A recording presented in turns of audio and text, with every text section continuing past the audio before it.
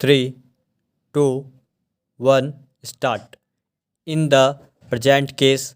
the learned single judge has held that in view of the circular which has been issued by the Director of Education on 4 August 2003,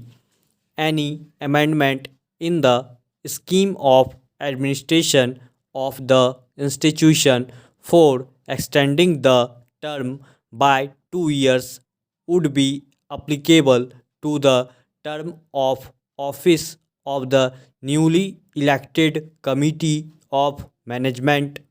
after the election is held on a date subsequent to the date on which the proposal for extending the term of office is accepted by the Joint Director of Education.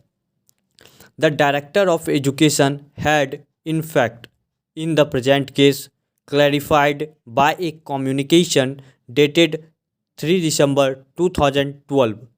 that the enhancement of the term of the Committee of Management from 3 years to 5 years will not ensure to the benefit of the existing Committee of Management which has been elected before the resolution for the enhancement of the term has been passed and would apply to the Committee of Management which would be constituted after the elections were held afresh.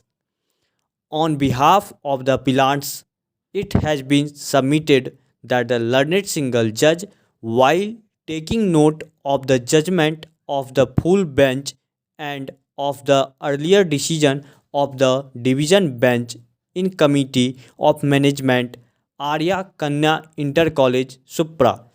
has lost sight of the fact that in the case before the division bench, the approval which was granted by the Joint Director of Education contained a specific provision to the effect that the benefit of the extended term will entail to the Committee of Management of which elections were held subsequent to the date of approval.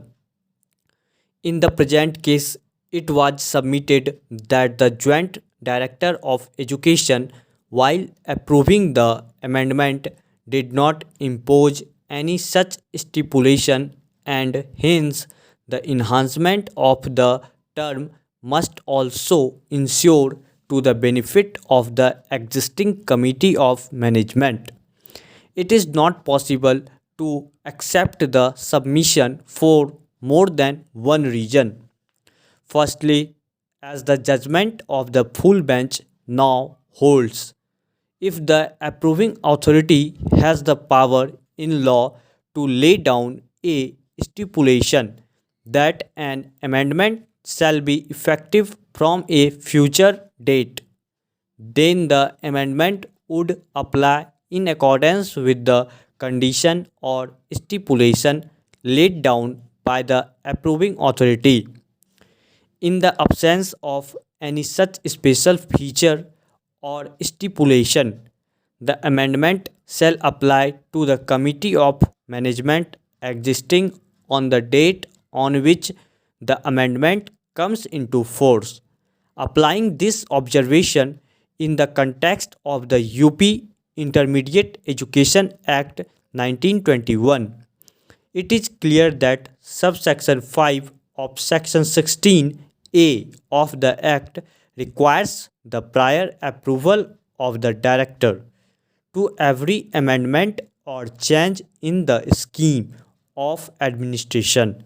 Since the director is vested with a statutory power to grant or refuse his prior approval, incidental to the exercise of power, it is open to the director to stipulate that the approval shall not ensure to the body which has proposed by a resolution the enhancement of the term.